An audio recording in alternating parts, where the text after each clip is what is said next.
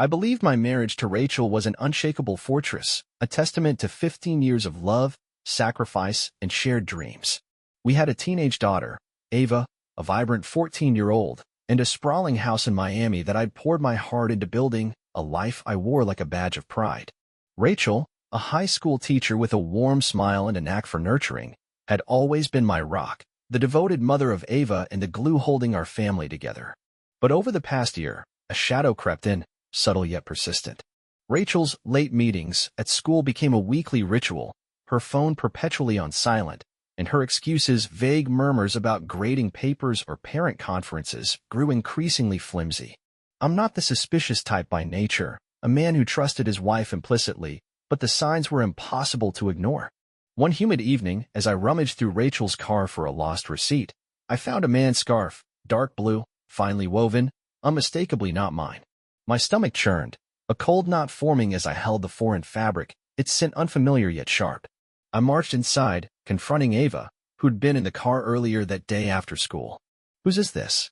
I asked, my voice tight, holding it up like evidence.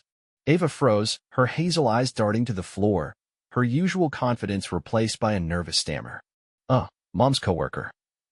"I think," she mumbled, avoiding my gaze, her hesitation a siren blaring lies. I didn't press her further. Her guilt was a puzzle piece I'd solve later, but suspicion took root, deep and unyielding. Rachel's late nights followed a pattern. Every Tuesday and Friday, always after 7 p.m., she'd slip out, returning hours later smelling of a cologne I didn't recognize, her stories a tangled web about extra work. I checked our joint bank account in a quiet moment, my heart sinking as I discovered $3,000 missing, transferred to an unknown account with no explanation. Anger simmered beneath my grief, a slow burn I couldn't ignore. I wasn't ready to lose everything, my family, my trust, without concrete proof.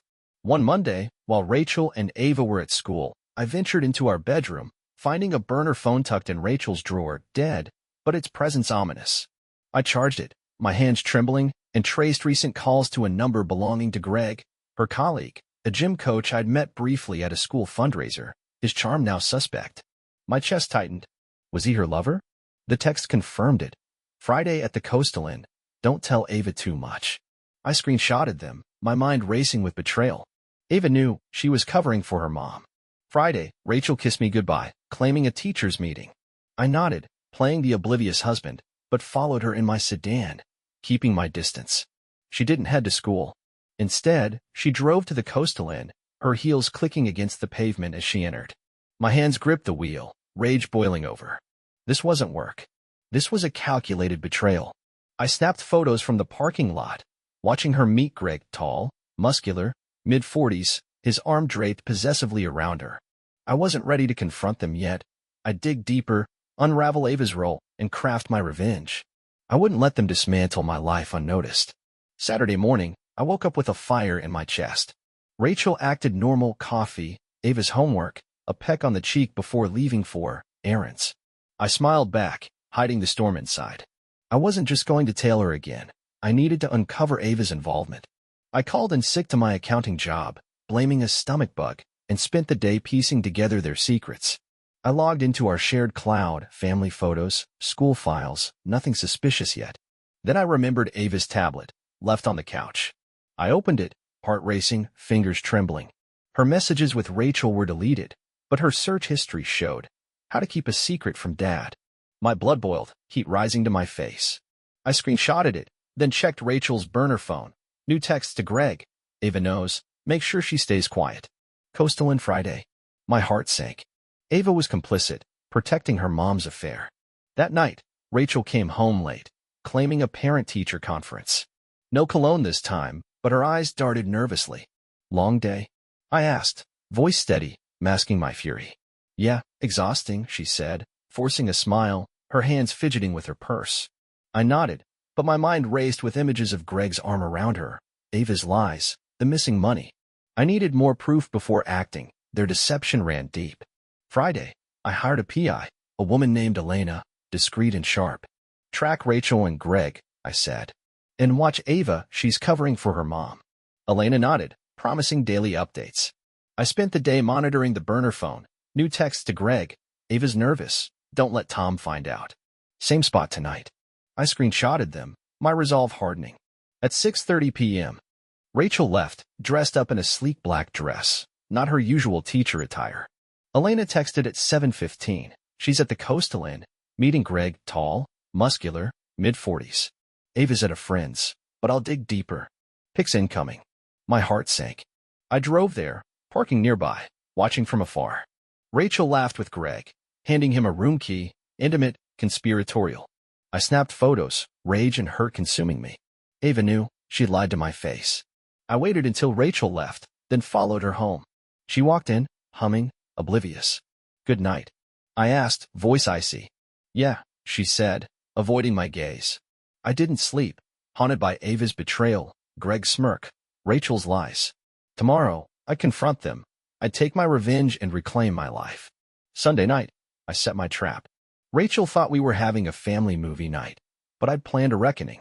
She walked in at 7 p.m., still in her black dress, smelling faintly of Greg's cologne. Ava trailed behind, avoiding my gaze, her guilt palpable. Popcorn ready? I asked, voice calm, masking the fury boiling inside. Yeah, let's watch, Rachel said, smiling, unaware of the storm brewing. I led them to the living room, where I'd laid out the burner phone, the screenshots, and Elena's photos on the coffee table, evidence of their betrayal, stark under the lamp's glow. Rachel's face drained of color, her hands trembling as she stared. Ava gasped, eyes wide, tears welling. What's this? Rachel whispered, voice trembling, her facade cracking. Your lies, I said, voice cold, each word a dagger. The Coastal Inn, Greg, the money, I know everything. And Ava, you covered for her. Rachel stumbled back, clutching the couch, her knees buckling. Ava sobbed, Dad, I'm sorry, I didn't want to hurt you. Hurt me. I snapped, slamming a photo of Rachel with Greg. You've been lying for months, Ava. And you, Rachel, cheating for years, stealing $3,000, using our daughter to hide it. Tears streamed down Rachel's face, but I didn't soften. Her tears couldn't erase the pain. How long, Rachel? She stared at the floor, silent, her silence deafening. How long? I repeated, louder, my voice cracking with rage. 2 years, she whispered, voice barely audible, broken. 2 years of deceit, sneaking off, using Ava as a shield. I turned to Ava, voice steady but sharp. Why did you lie to me? She cried harder. Mom said it'd protect you. She said you'd leave us if you knew. I pulled out the texts, the bank statements, $3,000 gone to Greg's account. You planned this, Rachel. You hid it from me, corrupted Ava, our family. Why? I demanded, voice breaking, the pain raw. Rachel sobbed. I didn't mean for it to go this far. Greg and it started at school, but I thought I loved you. I panicked, used Ava to keep it quiet. Panicked. I laughed, bitter, the sound echoing. You threw us away for him. Ava cried. I'm so sorry, Dad. I didn't know what to do. I wanted to scream, to walk out, but Sophie's innocence tethered me. We're done, I said, voice steady now, resolute. Rachel, pack your things. I'm filing for divorce. Ava, we'll talk later. I'll take my revenge and rebuild. Rachel nodded, defeated, tears soaking her face. I turned away, needing air, their betrayal crushing me. I'd reclaim my life, stronger, with revenge as my weapon. Monday morning, the house felt like a battlefield. Rachel slept on the couch, eyes red and puffy, her black dress crumpled in a suitcase by the door. Ava stayed in her room, avoiding me, her guilt a heavy shadow. I brewed coffee, the bitter smell grounding me, but my mind raced with the screenshots, Greg's smirk, Ava's lies. I called Ava downstairs, voice firm but calm. Why didn't you tell me the truth? She fidgeted, tears welling. Mom said you'd hate us, that we'd lose everything. I thought I was protecting you. Dad, I was wrong. Her words stung, but I saw her regret. You're my daughter, Ava. I'll always love you, but you need to earn my trust back. She nodded, sobbing, and I sent her to school, my focus shifting to revenge. I set rules for Rachel, move out by Wednesday, no contact unless about Ava, and I'd file for divorce. She nodded, defeated, her shoulders slumped. But I wasn't done. I'd make them pay. I called Elena again, tracking Rachel and Greg. Dig deeper, I said. I want everything, Greg's life, his secrets. Elena nodded, promising results. I contacted a lawyer, David, filing for divorce, grounds of adultery, financial fraud, and emotional distress. I demanded full custody, citing Rachel's instability and Ava's manipulation, and planned to ruin Greg publicly. Tuesday, Elena's update came. Greg was married, with 2 kids, and had a history of affairs with colleagues.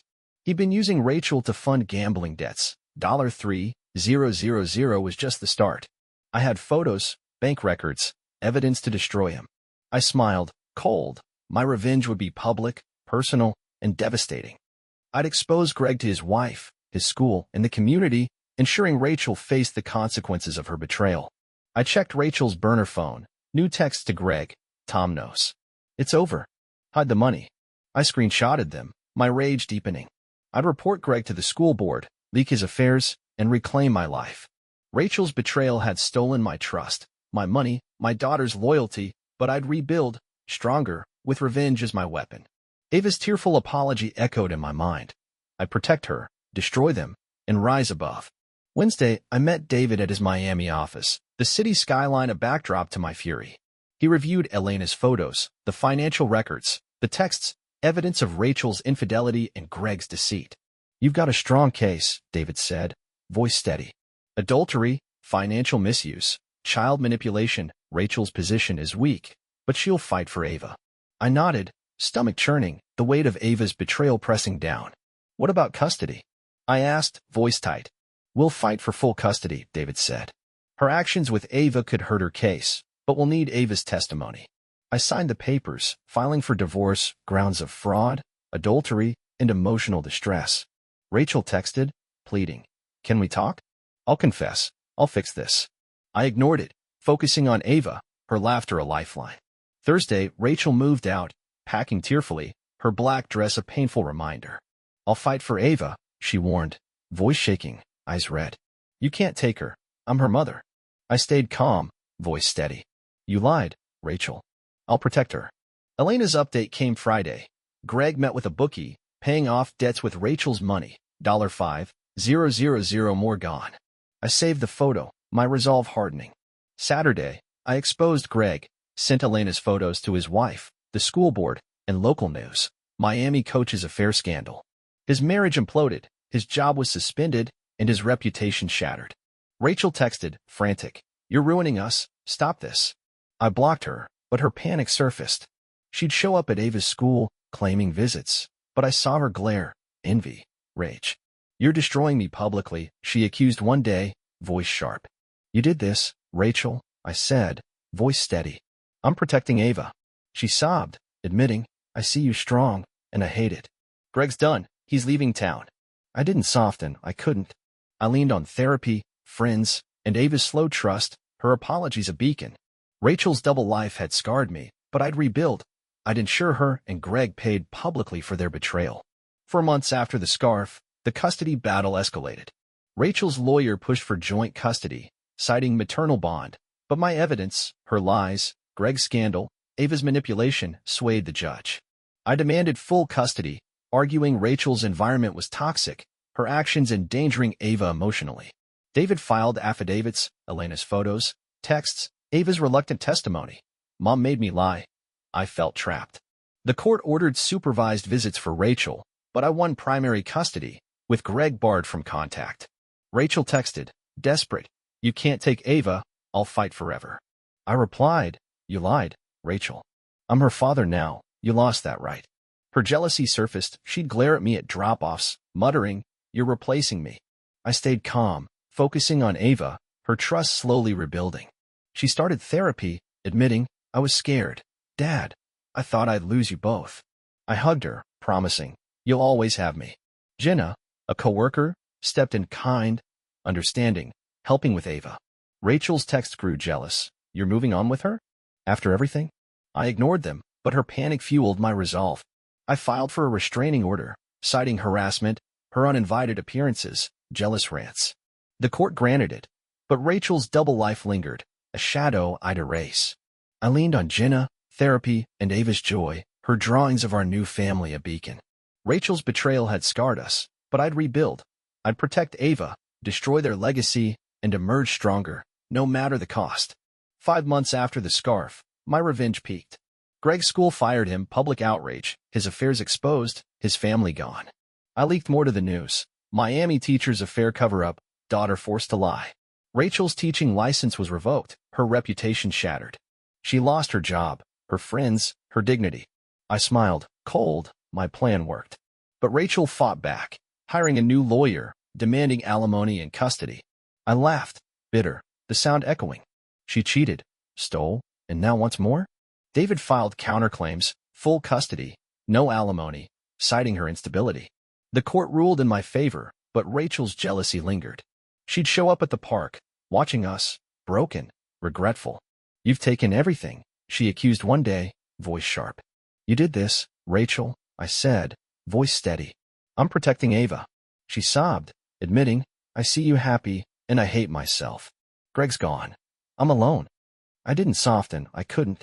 I leaned on Jenna, friends, and Ava's trust, her therapy helping her heal. Rachel's double life had ended us, but I'd rebuilt. I'd ensure her and Greg's downfall was complete. My revenge a legacy of strength. Ava hugged me, whispering, "I'm sorry, Dad. I'll never lie again." I kissed her forehead, promising, "We'll be okay, kiddo." My ultimate revenge wasn't just public, it was reclaiming my life, my daughter, my future. 6 months after the scarf, healing began. Ava and I grew closer. She opened up in therapy, her guilt fading, her trust in me rebuilding. She stopped blaming herself, focusing on school, friends, and our new life. Jenna became a steady presence, dinners, Ava's approval, Max, our dog, loving her too. We moved to a new house, our life vibrant. Rachel's silence was permanent, divorce finalized, no contact, her jealousy buried. I saw her once, at Ava's school play, watching from afar, regretful, alone, her black dress a faded memory. "I'm sorry," she whispered, tears in her eyes. I begged for forgiveness, I was wrong. I nodded, voice steady. "You ended us, Rachel. But I've rebuilt, Jenna, Ava, our future. You taught me strength." She left, broken. I leaned on therapy, Jenna's love, and Ava's joy, her drawings of our family a treasure. Rachel's betrayal had scarred us, but it forged us, resilient, united. I started a blog, reclaiming after betrayal, sharing our story, helping others heal.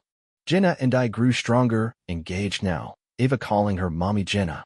Rachel's double life had stolen my trust, my money, my daughter's innocence, but I'd reclaimed it, stronger, with revenge as my shield. Could I forgive her? No, but I'd moved on, my life a testament to redemption and strength. 7 months after the scarf, I thrived. Jenna, Ava, Max, and I lived in our new home, our laughter filling the quiet suburb. Ava excelled in school, her therapy helping her heal, her trust in me solid. She wrote me a letter. "Dad, I'm sorry I lied. I love you. Thanks for fighting for me." I framed it, a reminder of our bond. Rachel's silence held, divorce finalized, supervised visits rare, her jealousy a distant memory. I saw her once, at Ava's soccer game, watching from afar, regretful, alone, her black dress replaced by a plain coat. "I'm sorry," she mouthed, tears falling silently. "I beg you, Tom, forgive me." I shook my head, voice steady, firm. "You ended us, Rachel.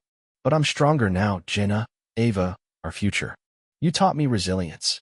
She left, broken, her shadow shrinking in the crowd. I leaned on therapy, Jenna's unwavering love, and Ava's joy, our new life a beacon. Rachel's betrayal had scarred us, but it forged us, resilient, independent, whole. I expanded my blog into a support group, healing from family betrayal, helping others rebuild. Jenna and I planned our wedding, Ava as our flower girl, her smile a treasure. Rachel's double life had destroyed our marriage, but it built my foundation, stronger, wiser, with revenge as my shield. Could I forgive her? Perhaps, in time, but I'd never forget the scarf that changed everything. A year after the scarf, I stood taller, my life a beacon of resilience. Jenna, Ava, Max, and our newborn, Liam, lived in our new home, our laughter filling the quiet suburb. Ava thrived, her grades soaring, her trust in me unbreakable. She wrote a poem for my birthday. "Dad, my hero, thanks for saving us." I cried, framing it beside her letter. Rachel's silence was absolute, divorce finalized, no contact, her jealousy a distant memory. I saw her once, at Ava's graduation, watching from afar, regretful, alone, her black dress long gone.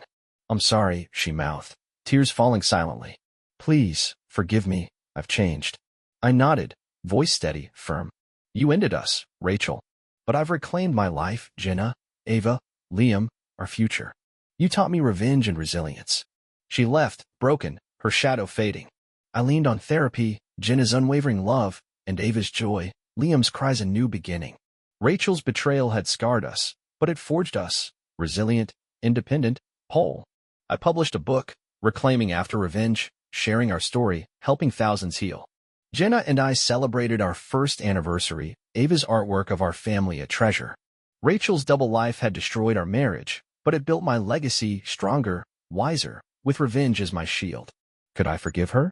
Maybe, someday, but I'd never forget. I'd reclaimed my life, stronger than ever, never looking back.